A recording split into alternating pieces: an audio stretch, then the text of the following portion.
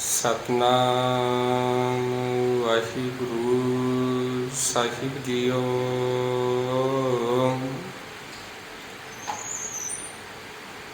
ਜੋਤ ਰੂਪ ਹਰ ਆਪ ਗੁਰੂ ਨਾਨਕ ਕਹਾਇਓ। ਤਾਂਤੀ ਅੰਗਦ ਭਇਓ ਤਤ ਸਿਉ ਤਤ ਮਿਲਾਇਓ। ਅੰਗਦ ਕਿਰਪਾ ਧਾਰ ਅਮਰ ਸਤਿਗੁਰ ਕੀਓ। ਅਮਰਦਾਸ ਅੰਮ੍ਰਿਤ ਛਤਰ ਗੁਰ ਰਾਮੈ ਦਿਓ। ਗੁਰ ਰਾਮਦਾਸ ਦਰਸ਼ਨ ਪਰਸ ਕਹਿ ਮਥੁਰਾ ਅੰਮ੍ਰਿਤ ਬੈਨ। ਪੂਰਨ ਪੰਚ ਪਰਮਾਨ ਪੁਰਖ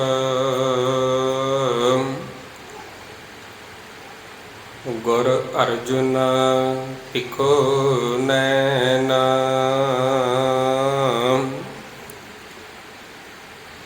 ਪਰਮ ਸਤਿਕਾਰਯੋਗ ਸ਼ਬਦ ਗੁਰੂ ਬ੍ਰਹਮ ਸਤਿਗੁਰੂ ਸਾਰੀ ਹੀ ਕਾਇਨਾਤ ਨੂੰ ਸਾਂਝਾ ਉਪਦੇਸ਼ ਦੇਣ ਵਾਲੇ ਰਹਿਬਰ ਸਾਹਿਬ ਸਤਿਗੁਰੂ ਧੰਨ ਧੰਨ ਸ਼੍ਰੀ ਗੁਰੂ ਗ੍ਰੰਥ ਸਾਹਿਬ ਜੀ ਮਹਾਰਾਜ ਸਤਿਗੁਰਾਂ ਦੀ ਪਾਵਨ ਪਵਿੱਤਰ ਹਜ਼ੂਰੀ ਦੇ ਅੰਦਰ ਜੁੜ ਬੈਠੀ ਗੁਰੂ ਪਿਆਰੀ ਗੁਰੂ ਸਵਾਰੀ ਸਤ ਸੰਗਤ ਜੀਓ। ਬੜੇ ਹੀ ਵੱਡਿਆਂ ਭਾਗਾਂ ਵਾਲੇ ਹਾਂ ਜੋ ਸਾਹਿਬਾਂ ਦੀ ਗੋਦ ਦੇ ਅੰਦਰ ਬੈਠ ਕੇ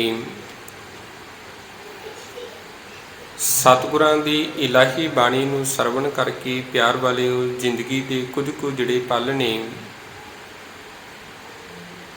ਤਿੰਨਾਂ ਨੂੰ ਸਫਲਾ ਬਣਾਉਣ ਦਾ ਯਤਨ ਕਰ ਰਹੇ ਸਾਂ। ਆਓ ਕੁਝ ਸਮੇਂ ਦੇ ਲਈ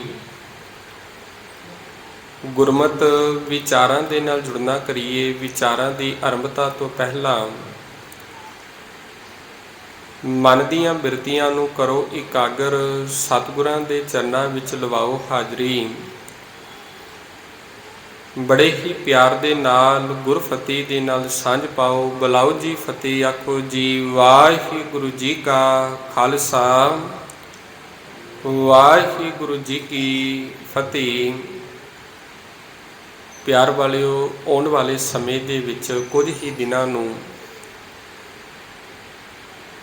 ਪੰਚਮ ਪਾਤਸ਼ਾਹ ਜੀ ਦਾ ਜੋ ਸ਼ਹੀਦੀ ਗੁਰਪੁਰਬ ਆ ਰਿਹਾ ਹੈ, ਸੋ ਨਿੱਕੀ ਜੀ ਕੋਸ਼ਿਸ਼ ਹੈ ਉਹਨਾਂ ਦੀ ਸ਼ਹੀਦੀ ਦੇ ਜੋ ਕੁਝ ਕੁ ਕਾਰਨ ਨੇ ਉਹਨਾਂ ਨੂੰ ਇੱਕ ਇੱਕ ਕਰਕੇ ਹਰ ਰੋਜ਼ ਕੁਝ ਦਿਨਾਂ ਦੇ ਲਈ ਵਾਚਣ ਦੀ ਕੋਸ਼ਿਸ਼ ਕਰਾਂਗੇ, ਸਮਝਣ ਦੀ ਕੋਸ਼ਿਸ਼ ਕਰਾਂਗੇ ਕਿੰਨਾਂ ਕਾਰਨਾਂ ਦੇ ਕਰਕੇ ਸਤਿਗੁਰੂ ਗੁਰੂ ਅਰਜਨ ਪਾਤਸ਼ਾਹ ਜੀ ਨੂੰ ਸ਼ਹੀਦ ਹੋਣਾ ਪਿਆ ਜਾਂ ਉਹਨਾਂ ਨੂੰ ਸ਼ਹੀਦ ਕੀਤਾ। ਵੈਸੇ ਤੇ ਪਿਆਰ ਵਾਲਿਓ ਧੰਨ ਸ਼੍ਰੀ ਗੁਰੂ ਅਰਜਨ ਪਾਤਸ਼ਾਹ ਜੀ ਨੂੰ ਤੁਸੀਂ ਇੱਦਾਂ ਵੀ ਕਹਿ ਲਵੋ ਵੀ ਉਹ ਗੁਰਬਾਣੀ ਦੇ ਪੁੰਜ ਨੇ, ਕੁਰਬਾਨੀ ਦੇ ਕੁੰਜ ਨੇ ਤੇ ਮਿਹਰਬਾਨੀ ਦੇ ਵੀ ਪੁੰਜ ਨੇ। ਉਸ ਮਾਲਕ ਧੰਨ ਗੁਰੂ ਅਰਜਨ ਪਾਤਸ਼ਾਹ ਜੀ ਨੇ ਇੱਕ ਸਾਨੂੰ ਗੁਰਬਾਣੀ ਦੀ ਦਾਤ ਬਖਸ਼ੀ ਹੈ ਤੇ ਦੂਜੀ ਗੱਲ ਜਿੰਨੀਆਂ ਕੁ ਮਿਹਰਬਾਨੀਆਂ ਜਿੰਨੀਆਂ ਕੁ ਰਹਿਮਤਾਂ ਧੰਨ ਗੁਰੂ ਅਰਜਨ ਪਾਤਸ਼ਾਹ ਜੀ ਨੇ ਕੀਤੀਆਂ ਨੇ, ਸੋ ਪਿਆਰ ਵਾਲੇ ਉਹਨਾਂ ਦੇ ਜੀਵਨ ਦੇ ਵਿੱਚੋਂ ਸੇਧ ਲੈਣ ਵਾਲੀਆਂ ਨੇ। ਤੇ ਅੰਤ ਜਦੋਂ ਕੁਰਬਾਨੀ ਦੀ ਗੱਲ ਹੁੰਦੀ ਹੈ ਤੇ ਉਹਨਾਂ ਨੇ ਇਸ ਸੰਸਾਰ ਦੀ ਅੰਦਰ ਜੋ ਈਰਖਾ ਦੀ ਅੱਗ ਬਲ ਰਹੀ ਸੀ ਤਿਸ ਨੂੰ ਠੰਡ ਪਾਉਣ ਦੇ ਲਈ ਆਪ ਸ਼ਾਂਤੀ ਦੇ ਪੁੰਜ ਸਤਿਗੁਰੂ ਗੁਰੂ ਅਰਜਨ ਪਾਤਸ਼ਾਹ ਜੀ ਨੇ ਸ਼ਹੀਦੀ ਪ੍ਰਾਪਤ ਕੀਤੀ ਹੈ। ਤੇ ਪਿਆਰ ਵਾਲਿਓ ਸਭ ਤੋਂ ਪਹਿਲਾ ਜਿਹੜਾ ਕਾਰਨ ਹੈ ਉਹ ਘਰ ਦੇ ਵਿੱਚੋਂ ਹੀ ਪ੍ਰਿਥੀ ਚੰਦ ਦੀ ਜਿਹੜੀ ਵਿਰੋਧਤਾ ਹੈ ਧੰਨ ਗੁਰੂ ਰਾਮਦਾਸ ਪਾਤਸ਼ਾਹ ਜੀ ਦੇ 3 ਪੁੱਤਰ ਨੇ। ਸਭ ਤੋਂ ਵੱਡੇ ਪੁੱਤਰ ਨੇ ਬਾਬਾ ਪ੍ਰਿਥੀ ਚੰਦ ਜੀ, ਦੂਸਰੇ ਬਾਬਾ ਮਹਾਦੇਵ ਜੀ, ਤੇ ਤੀਸਰੇ ਜਿਹੜੇ ਪੁੱਤਰ ਨੇ ਉਹ ਨੇ ਧੰਨ ਗੁਰੂ ਅਰਜਨ ਪਾਤਸ਼ਾਹ ਜੀ। ਤੇ ਬਾਬਾ ਪ੍ਰਿਥੀ ਚੰਦ ਜੀ ਹੁਣ ਅੰਮ੍ਰਿਤਸਰ ਦੀ ਧਰਤੀ ਦੇ ਉੱਤੇ ਜਿੰਨਾ ਦੇਖ ਰੇਖ ਦਾ ਕੰਮ ਸੀ ਸਭ ਉਹ ਸਾਂਭਦੇ ਸਨ। ਕਿਤੋਂ ਕਾਰਪੇਟਾ ਦਾ ਆਉਣਾ, ਕਿਤੇ ਜਾਣਾ, ਕੁਝ ਕੰਮ ਕਰਨਾ, ਸਭ ਕੁਝ ਉਹਨਾਂ ਨੇ ਆਪਣੇ ਹਿੱਸੇ ਦੇ ਵਿੱਚ ਲਈ ਹੋਈ ਸੀ ਸੇਵਾ। ਇੱਥੋਂ ਤੱਕ ਉਹਨਾਂ ਨੇ ਆਪਣੇ ਮਨ ਦੇ ਵਿੱਚ ਇਹ ਵੀ ਸੋਚਿਆ ਹੋਇਆ ਸੀ, ਧੰਨ ਗੁਰੂ ਰਾਮਦਾਸ ਪਾਤਸ਼ਾਹ ਜੀ ਜੋ ਉਹਨਾਂ ਦੇ ਪਿਤਾ ਨੇ, ਉਹਨਾਂ ਦੀ ਜੋਤੀ ਜੋਤ ਸਮਾਉਣ ਤੋਂ ਬਾਅਦ ਇਸ ਗੁਰਿਆਈ ਦੇ ਜਿਹੜੇ ਮਾਲਕ ਨੇ ਇਹ ਅਸੀਂ ਮੰਨਣਾ ਹੈ। ਤੇ ਇਹਦੇ ਕਰਕੇ ਉਹ ਹਰ ਸਮੇਂ ਹਰ ਪਲ ਉਹ ਸਤਿਗੁਰਾਂ ਦੇ ਨੇੜੇ ਹੀ ਰਹਿਣਾ ਚਾਹੁੰਦੇ ਸਨ। ਇਤਿਹਾਸ ਦੇ ਵਿੱਚ ਇੱਕ ਆਪਾਂ ਘਟਨਾ ਵੀ ਪੜ੍ਹਦੇ ਹਾਂ। ਜਦੋਂ ਲਾਹੌਰ ਦੀ ਧਰਤੀ ਦੇ ਉੱਪਰੋਂ ਸੋਢੀਆਂ ਦੇ ਘਰ ਦੇ ਵਿੱਚੋਂ ਧੰਨ ਗੁਰੂ ਰਾਮਦਾਸ ਪਾਤਸ਼ਾਹ ਜੀ ਦੇ ਜੋ ਤਾਏ ਦਾ ਲੜਕਾ ਹੈ ਸਿਹਾਰੀ ਮੱਲ ਭਰਾ ਆਇਆ ਸੀ, ਤੇ ਉਹਨੇ ਆਖਿਆ ਵੀ ਮੇਰੇ ਪੁੱਤਰ ਦਾ ਵਿਆਹ ਹੈ, ਜੇਕਰ ਤੁਸੀਂ ਲਾਹੌਰ ਦੀ ਧਰਤੀ ਦੇ ਉੱਤੇ ਚਰਨ ਪਾਓ, ਸਾਡੇ ਘਰ ਦੇ ਵਿੱਚ ਚਰਨ ਪਾਓ ਤੇ ਬੜਾ ਚੰਗਾ ਹੋਵੇਗਾ। ਤੇ ਸਤਿਗੁਰੂ ਪਾਤਸ਼ਾਹ ਜੀ ਨੇ ਆਖਿਆ ਕੋਈ ਗੱਲ ਨਹੀਂ, ਵੀ ਅਸੀਂ ਤੇ ਕੁਝ ਰਜੀਵਿਆਂ ਦੇ ਕਰਕੇ, ਕੁਝ ਕਾਰਜਾਂ ਦੇ ਕਰਕੇ ਨਹੀਂ ਆ ਸਕਦੇ, ਪਰ ਸਾਡੇ ਪੁੱਤਰਾਂ ਦੇ ਵਿੱਚੋਂ ਕੋਈ ਜਿਹੜਾ ਪੁੱਤਰ ਹੈ ਉਹ ਜ਼ਰੂਰ ਪਹੁੰਚੇਗਾ। ਤੇ ਉੱਥੇ ਹੀ ਜਦੋਂ ਸਤਿਗੁਰੂ ਪਾਤਸ਼ਾਹ ਜੀ ਨੇ ਬਾਬਾ ਪ੍ਰਿਥੀ ਚੰਦ ਜੀ ਨੂੰ ਇਹ ਗੱਲ ਆਖੀ ਸੀ, ਪ੍ਰਿਥੀ ਚੰਦ ਜੀ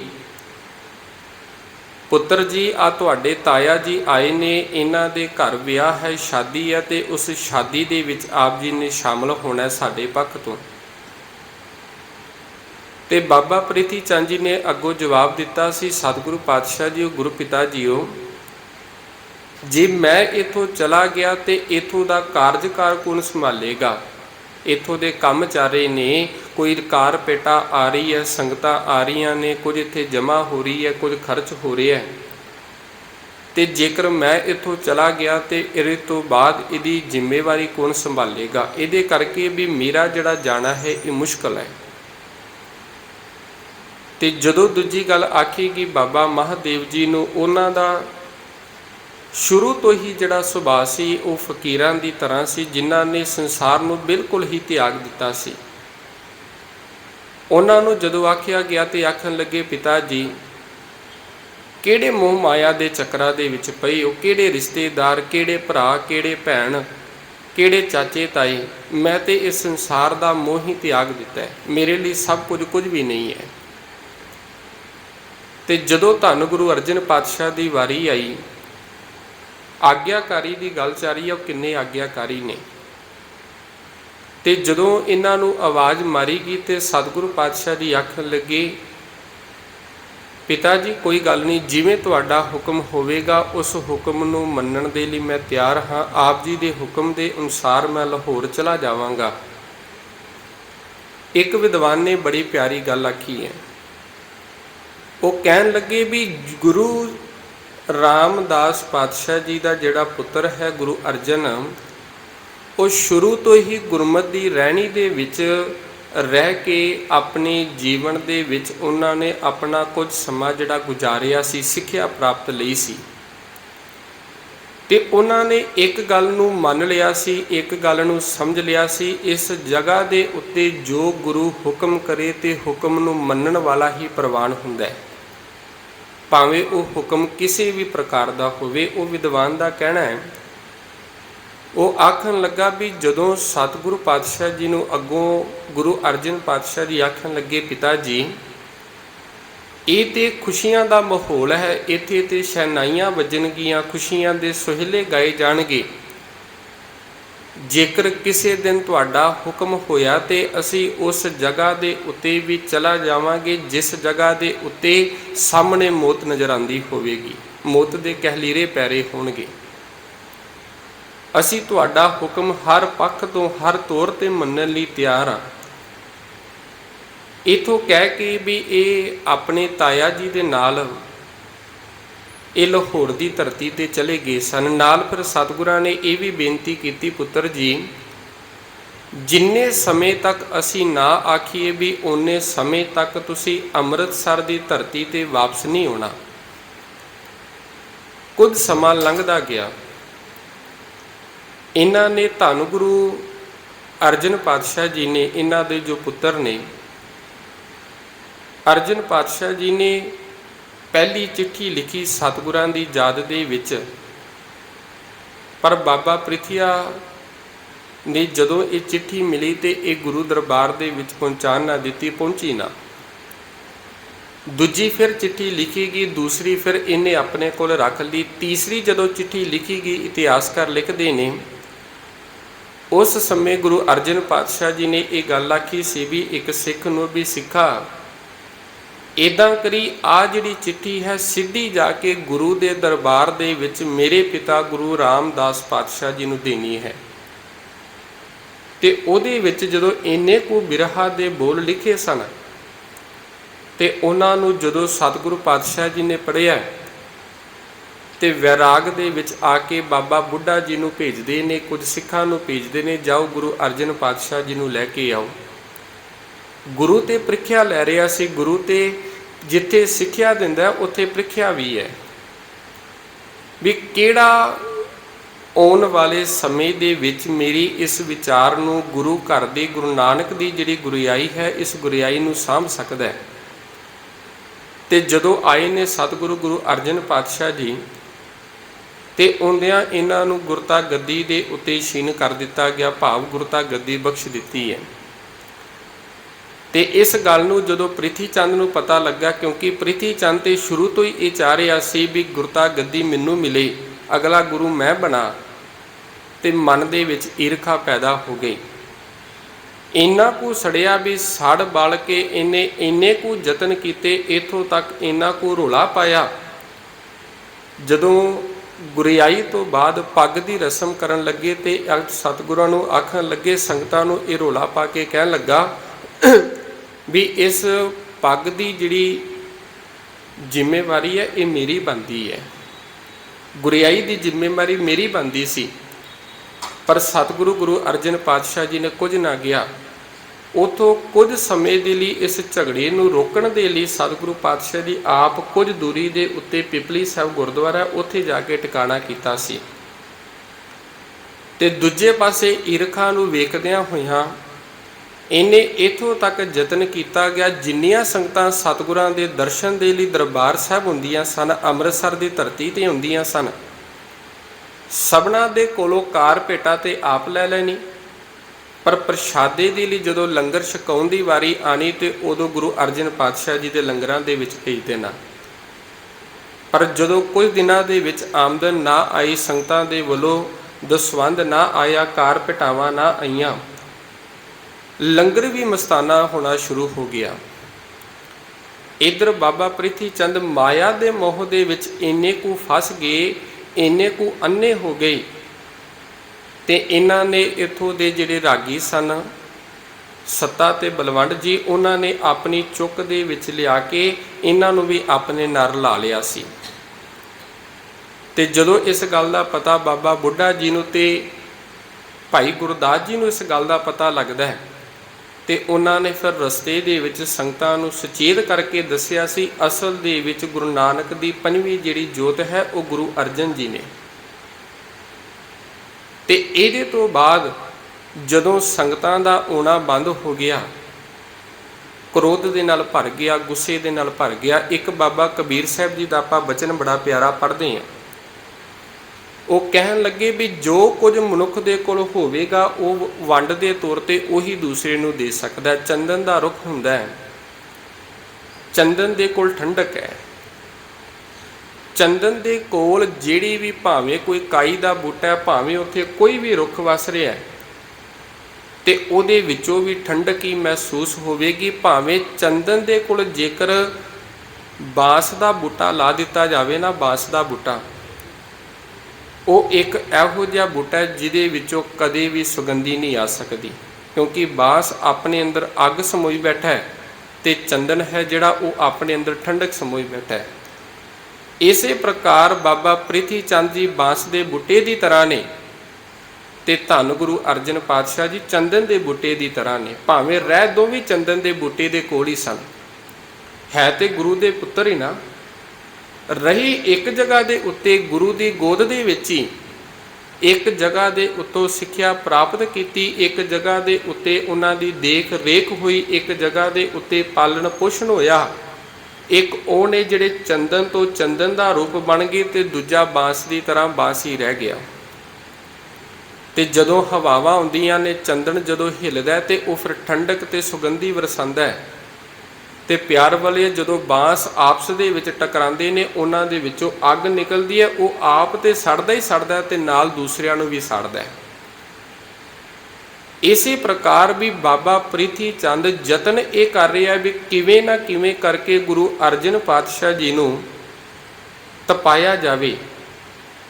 ਪਰ ਧੰਨ ਗੁਰੂ ਅਰਜਨ ਪਾਤਸ਼ਾਹ ਜੀ ਠੰਡਕ ਦੇ ਰੂਪ ਨੇ, ਉਹ ਚੰਦਨ ਦੀ ਤਰ੍ਹਾਂ ਨੇ, ਉਹ ਫਿਰ ਵੀ ਸ਼ਾਂਤ ਨੇ। ਇਹਦੇ ਤੋਂ ਬਾਅਦ ਜਦੋਂ ਕਿਸੇ ਪ੍ਰਕਾਰ ਦਾ ਕੋਈ ਯਤਨ ਨਾ ਚੱਲਿਆ ਵੀ ਇਹਨੇ ਕੀ ਕੀਤਾ, ਆਪਣਾ ਟਿਕਾਣਾ ਅੰਮ੍ਰਿਤਸਰ ਦੀ ਧਰਤੀ ਤੋਂ ਕੁਝ ਦੂਰੀ ਦੇ ਉੱਤੇ ਅਹੇਰਾ ਪਿੰਡ ਹੈ, ਉੱਥੇ ਜਾ ਕੇ ਟਿਕਾਣਾ ਕਰ ਲਿਆ। ਤੇ ਉੱਥੇ ਜਾ ਕੇ ਵੀ ਇਸੇ ਪ੍ਰਕਾਰ ਆਪਣੇ ਕੁਝ ਮਸੰਦਾਂ ਨੂੰ ਆਪਣੇ ਨਾਲ ਰਲਾ ਲਿਆ, ਕੁਝ ਸਿੱਖਾਂ ਨੂੰ ਨਾਲ ਹਰਲਾ ਲਿਆ। ਤੇ ਜਿਵੇਂ ਅੰਮ੍ਰਿਤਸਰ ਦੀ ਧਰਤੀ ਤੇ ਸਤਿਗੁਰੂ ਪਾਤਸ਼ਾਹ ਜੀ ਨੇ ਸਰੋਵਰ ਦੇ ਵਿੱਚ ਹਰਮੰਦਰ ਦੀ ਉਸਾਰੀ ਕੀਤੀ ਸੀ, ਦਰਬਾਰ ਸਾਹਿਬ ਦੀ ਉਸਾਰੀ ਕੀਤੀ ਸੀ, ਇਸੇ ਪ੍ਰਕਾਰ ਦਾ ਸੇਮ ਜਿਹੜਾ ਰੂਪ ਸੀ ਇਹਨੇ ਅਹੇਰਾ ਪਿੰਡ ਦੇ ਵਿੱਚ ਉੱਥੇ ਵੀ ਉਹੋ ਜਿਹਾ ਬਣਾ ਲਿਆ ਵੀ ਤਾਂ ਜੋ ਲੋਕਾਂ ਨੂੰ ਭੁਲੇਖਾ ਪੈ ਸਕੇ, ਲੋਕਾਂ ਨੂੰ ਇਹ ਗੱਲ ਸੋਚਣ ਵੀ ਅਸਲ ਦੇ ਵਿੱਚ ਗੁਰੂ ਨਾਨਕ ਦੀ ਜਿਹੜੀ ਜੋਤ ਹੈ ਉਹ ਗੁਰੂ ਰਾਮਦਾਸ ਪਾਤਸ਼ਾਹ ਦਾ ਵੱਡਾ ਪੁੱਤਰ ਹੈ।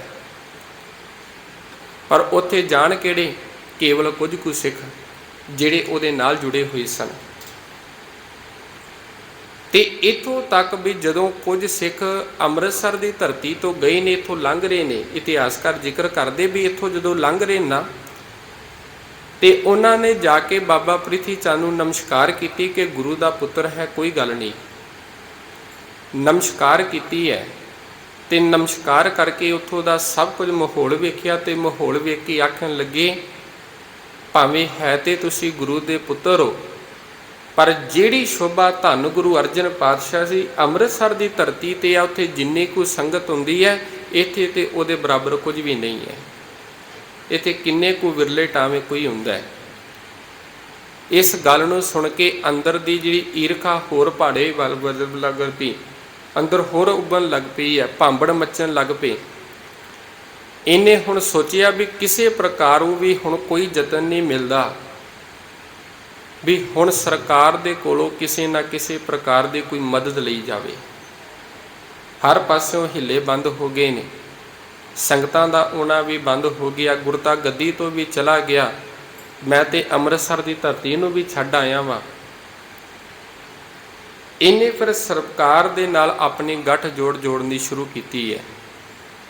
ਸੁਲਹੀ ਖਾਂ ਤੇ ਸੁਲਭੀ ਖਾਂ ਦੋ ਜਿਹੜੇ ਉਹਨਾਂ ਦੇ ਜਰਨੈਲ ਨੇ ਸਰਕਾਰ ਦੇ, ਦਿੱਲੀ ਦੇ ਤਖਤ ਹੈ ਤੇ ਉੱਥੋਂ ਦਾ ਜਿਹੜੇ ਸੂਬੇਦਾਰ ਨੇ ਲਾਹੌਰ ਦੇ ਵਿੱਚ ਜਿਹੜਾ ਪ੍ਰਬੰਧ ਸੰਭਾਲਣ ਵਾਲੇ ਨੇ ਉਹ ਸੁਲਹੀ ਖਾਂ ਉਸ ਸਮੇਂ ਸੰਬੰਧ ਜਿਹੜਾ ਪ੍ਰਬੰਧ ਹੈ ਉਹ ਸੰਭਾਲ ਰਹੇ ਆ। ਇਹਨੇ ਆਪਸ ਦੇ ਵਿੱਚ ਗੱਠ ਜੋੜ ਕੀਤਾ ਤੇ ਗੱਠ ਜੋੜ ਕਰਕੇ ਸੁਲਹੀ ਖਾਂ ਨੂੰ ਆਖਣ ਲੱਗਾ ਵੀ ਜੇਕਰ ਤੁਸੀਂ ਗੁਰੂ ਅਰਜਨ ਪਾਤਸ਼ਾਹ ਜੀ ਤੋਂ ਮੈਨੂੰ ਗੁਰਤਾ ਗੱਦੀ ਦਿਵਾ ਦਿੰਦੇ ਹੋ ਤੇ ਕੁਝ ਹਿੱਸਾ ਮੈਂ ਤੁਹਾਨੂੰ ਦੇਵਾਂਗਾ। ਤੇ ਪ੍ਰੇਮ ਬਣਿਆ ਸੀ, ਪ੍ਰੇਮ ਦੇ ਕਰਕੇ ਸੁਲਹੀ ਖਾਂ ਕਹਿਣ ਲੱਗਾ, ਭਲਿਆ ਇੱਦਾਂ ਕਰ ਵੀ ਮੈਂ ਤੇ ਕੁਝ ਸਮੇਂ ਦੇ ਲਈ ਦਰਬਾਰ ਦੇ ਵਿੱਚ ਜਾ ਰਿਹਾ ਦਿੱਲੀ ਦੀ ਧਰਤੀ ਤੇ, ਮੇਰਾ ਭਤੀਜਾ ਇੱਕ ਸੁਲਭੀ ਖਾਨ ਵੀ ਉਹਨੂੰ ਮੈਂ ਭੇਜ ਦੇਣਾ, ਉਹ ਤੁਹਾਡੇ ਨਾਲ ਜਾਂਦਾ ਤੇ ਜਾ ਕੇ ਅੰਮ੍ਰਿਤਸਰ ਦੀ ਧਰਤੀ ਤੋਂ ਉਹਨਾਂ ਤੋਂ ਗੁਰਤਾ ਗੱਦੀ ਲੈ ਕੇ ਤੁਹਾਨੂੰ ਦਵਾ ਆਵੇਗਾ, ਤੁਹਾਡਾ ਕਬਜ਼ਾ ਕਰਾ ਆਵੇਗਾ। ਤੇ ਵੇਖੋ ਉਸ ਕੁਦਰਤ ਦਾ ਖੇਲ, ਜਿੱਥੇ ਸੱਚ ਦੇ ਅੱਗੇ ਕਦੇ ਵੀ ਝੂਠ ਟਿਕ ਨਹੀਂ ਸਕਦਾ। ਜਿੱਥੇ ਸੱਚ ਹੈ ਉੱਥੇ ਬੰਦਾ ਝੂਠ ਮਾਰ ਕੇ ਭਾਵੇਂ ਉਸ ਨੂੰ ਲੱਖਾਂ ਝੂਠ ਮਾਰ ਲਵੇ, ਉਹਨੂੰ ਛੁਪਾਉਣ ਦਾ ਯਤਨ ਕਰੇ, ਪਰ ਸੱਚ ਸੱਚ ਹੀ ਰਹੇਗਾ। ਅੱਜ ਵੀ ਸੱਚ ਹੈ ਤੇ ਕੱਲ੍ਹ ਵੀ ਸੱਚ ਹੈ, ਉਹਨੂੰ ਕਦੇ ਵੀ ਲੁਕਾਇਆ ਨਹੀਂ ਜਾ ਸਕਦਾ। ਇਹ ਸੁਲਭੀ ਖਾਂ ਚੜ੍ਹ ਕੇ ਆਇਆ। ਰਸਤੇ ਦੇ ਵਿੱਚ ਕੋਈ ਇਹੋ ਜਿਹਾ ਕਾਰਨ ਬਣਿਆ ਤੇ ਆਪਣੀ ਹੀ ਫੌਜ ਦਾ ਇੱਕ ਜਿਹੜਾ ਫੌਜਦਾਰ ਸੀ ਉਹਦੇ ਨਾਲ ਤਨਖਾਹ ਤੋਂ ਇਹਦੀ ਲੜਾਈ ਹੋ ਗਈ। ਲੜਾਈ ਹੋਣ ਦੇ ਕਰਕੇ ਉਹਨੇ ਇਹਦਾ ਸਿਰ ਹੈ ਧੜ ਦੇ ਨਾਲੋਂ ਵੱਖਰਾ ਕਰ ਦਿੱਤਾ, ਇਹ ਮਾਰਿਆ ਗਿਆ। ਜਦੋਂ ਇਹ ਯਤਨ ਖਤਮ ਹੋਇਆ ਤੇ ਦੁਬਾਰਾ ਤੋਂ ਫਿਰ ਇਹਨੇ ਚਿੱਠੀ ਲਿਖੀ ਹੈ ਸੁਲਹੀ ਖਾਂ ਨੂੰ ਵੀ ਸੁਲਹੀ ਖਾਂ, ਤੂੰ ਉਦੋਂ ਆਵੇਂਗਾ ਜਦੋਂ ਮੇਰਾ ਸਭ ਕੁਝ ਚਲਾ ਜਾਵੇਗਾ, ਮੈਂ ਮੌਤ ਦੇ ਕਿਨਾਰੇ ਹੋਵਾਂਗਾ। ਇੱਕ ਪਾਸੇ ਤੂੰ ਮੈਨੂੰ ਆਪਣਾ ਦੋਸਤ ਮੰਨਣਾ, ਦੋਸਤ ਦਾ ਫਰਜ਼ ਬਣਦਾ ਵੀ ਤੂੰ ਆ ਕੇ ਮੇਰੇ ਨਾਲ ਖਲੋ, ਮੇਰਾ ਸਾਥ ਦੇ। ਤੇ ਸੁਲਹੀ ਖਾਂ ਕਹਿਣ ਲੱਗਾ ਵੀ ਮੈਂ ਵੀ ਇੱਥੋਂ ਬਸ ਰਵਾਨਾ ਹੋਣ ਲੱਗਾ, ਫੌਜਾਂ ਤਿਆਰੀਆਂ ਕਰਦੀਆਂ ਨੇ, ਨਾਲ ਦੇ ਜਿਹੜੇ ਅਹਿਲਕਾਰ ਨੇ ਤਿਆਰੀਆਂ ਕਰ ਰਹੇ ਨੇ, ਬਸ ਇੱਥੋਂ ਦਿੱਲੀੋਂ ਸਿੱਧਾ ਮੈਂ ਤੇਰੇ ਕੋਲ ਚੱਲ ਕੇ ਆਵਾਂਗਾ ਤੇ ਇੱਥੋਂ ਤੈਨੂੰ ਨਾਲ ਲੈ ਕੇ ਅਗਾਂਹ ਜਾਵਾਂਗੇ ਅੰਮ੍ਰਿਤਸਰ ਦੀ ਧਰਤੀ ਤੇ। ਉੱਥੇ ਜਾ ਕੇ ਤੇਰਾ ਸਾਰਾ ਨਿਪਟਾਰਾ ਕਰਾ ਕੇ ਸਭ ਕੁਝ ਤੈਨੂੰ ਦਵਾ ਕੇ ਮੈਂ ਅੱਗੇ ਲਾਹੌਰ ਨੂੰ ਚਲਾ ਜਾਵਾਂਗਾ।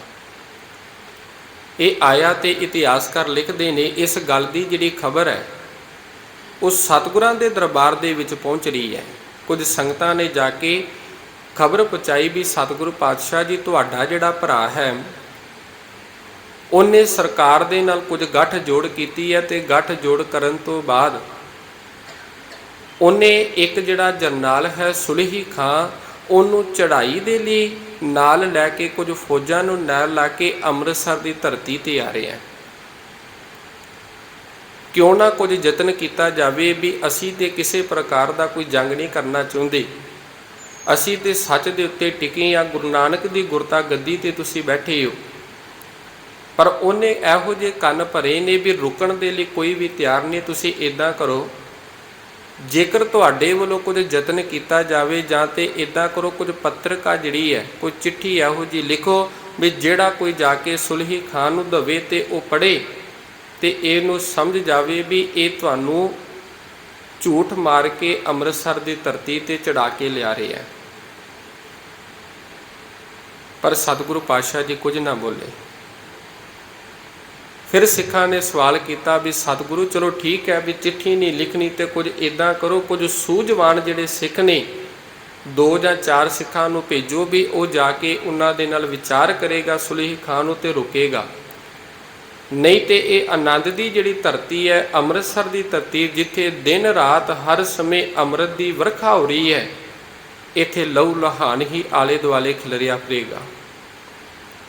ਤੇ ਸਤਿਗੁਰਾਂ ਨੇ ਕੁਝ ਵੀ ਫਿਰ ਜਵਾਬ ਨਾ ਦਿੱਤਾ ਤੇ ਤੀਜੀ ਵਾਰੀ ਫਿਰ ਕਿਹਾ ਵੀ ਸਤਿਗੁਰੂ ਤੁਸੀਂ ਹੁਕਮ ਤੇ ਕਰੋ, ਜੇਕਰ ਤੁਸੀਂ ਹੁਕਮ ਕਰੋ ਤੇ ਅਸੀਂ ਆਪ ਕੁਝ ਉਪਾਅ ਕਰਨੇ ਆ ਤੇ ਅੱਗੋਂ ਉਹਨਾਂ ਦਾ ਟਾਕਰਾ ਕਰਦੇ ਆ ਤੇ ਉਹਨਾਂ ਦਾ ਮੁਕਾਬਲਾ ਕਰਕੇ ਰੋਕ ਲੈਂਦੇ ਆ।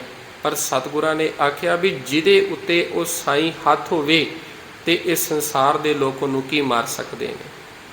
ਸੱਚ ਨੂੰ ਕਦੇ ਵੀ ਦਬਾਇਆ ਨਹੀਂ ਜਾ ਸਕਦਾ। ਉੱਥੇ ਫਿਰ ਇੱਕ ਬਾਣੀ ਦੇ ਵਿੱਚੋਂ ਆਪਾਂ ਸ਼ਬਦ ਵੀ ਪੜ੍ਹਦੇ ਹਾਂ, ਪ੍ਰਥਮੈ ਪੱਤਰੀ ਪ੍ਰਥਮੈ ਮਤਾ ਜੇ ਪੱਤਰੀ ਚਲਾਵੋ, ਦੁਤੀਏ ਮਤਾ ਜੇ ਦੋਇ ਮਾਨੁਖ ਪਹੁੰਚਾਵੋ, ਤ੍ਰਿਤੀਏ ਮਤਾ ਕੁਛ ਕਰੋ ਉਪਾਇਆ, ਮੈਂ ਸਭ ਕੁਝ ਛੋੜ ਪ੍ਰਭ ਤੁਹੀਂ ਧਿਆਇਆ। ਵੀ ਜਦੋਂ ਇਹ 3 ਯਤਨ ਕੀਤੇ ਗਏ ਫਿਰ ਸਿੱਖਾਂ ਨੂੰ ਆਖਣ ਲੱਗੇ ਪਿਆਰਿਆ ਉਸ ਮਾਲਕ ਦੇ ਉੱਤੇ ਡੋਰਾ ਛੱਡੋ ਵੀ ਜਦੋਂ ਉਹਦਾ ਸਹਾਰਾ ਫੜ ਹੀ ਲਿਆ, ਉਹਦਾ ਆਸਰਾ ਫੜ ਹੀ ਲਿਆ ਤੇ ਫਿਰ ਡਰਨ ਦੀ ਕੀ ਲੋੜ ਹੈ। ਉਹ ਆਪ ਹੀ ਮਾਲਕ ਜੋ ਕੁਝ ਕਰੇਗਾ ਸਭ ਕੁਝ ਉਹੀ ਕਰਨ ਵਾਲਾ ਹੈ। ਇੱਧਰੋਂ ਇਹ ਹੀਰਾ ਪਿੰਡ ਦੇ ਵਿੱਚ ਸੁਲਹੀ ਖਾਂ ਪਹੁੰਚਿਆ ਤੇ ਇੱਥੇ ਹੁਣ ਜਿਹੜਾ ਪ੍ਰਿਥੀ ਚੰਦ ਹੈ ਇਹਨੇ ਕੁਝ ਦੂਰੀ ਦੇ ਉੱਤੇ ਭੱਠਾ ਲਾਇਆ ਸੀ ਆਵਾ, ਜਿਹਦੇ ਵਿੱਚ ਜਿਹੜੀਆਂ ਇੱਟਾਂ ਤਿਆਰ ਕੀਤੀਆਂ ਜਾਂਦੀਆਂ ਸਨ। ਤੇ ਪੁੱਛਣ ਲੱਗਾ ਵੀ ਰਾਤੀ ਭਾਈ ਤੇਰਾ ਪ੍ਰਬੰਧ ਕਿਵੇਂ ਚੱਲ ਰਿਹਾ ਹੈ, ਕਿਵੇਂ ਕਾਰਜ ਚੱਲ ਰਹੀ ਹੈ, ਕਿੰਨੀ ਕੁ ਆਮਦਨ ਹੋ ਰਹੀ ਹੈ। ਇਹਨੇ ਦੱਸਿਆ ਵੀ ਇੱਥੇ ਕੁਝ ਦੂਰੀ ਦੇ ਉੱਤੇ ਮੈਂ ਭੱਠਾ ਲਾਇਆ, ਉੱਥੋਂ ਬਸ ਕੁਝ ਆਮਦਨ ਆਈ ਜਾਂਦੀ ਹੈ। ਕਹਿਣ ਲੱਗਾ ਚੱਲ ਕੋਈ ਨਹੀਂ ਸਵੇਰੇ ਵੇਖ ਕੇ ਆਵਾਂਗੇ। ਸਵੇਰ ਹੋਈ, ਆਉਣ ਤੋਂ ਪਹਿਲਾਂ ਚਲਾ ਗਿਆ ਵੇਖਣ ਦੇ ਲਈ। ਹਜੀ ਤਾਜ਼ੀਆਂ ਵਿੱਚ ਇੱਟਾਂ ਪਾਈਆਂ ਸਨ ਕੱਚੀਆਂ ਤੇ ਆਵਾ ਜਿਹੜਾ ਪੂਰਾ ਗਰਮ ਸੀ, ਪੱਕ ਰਿਹਾ ਸੀ।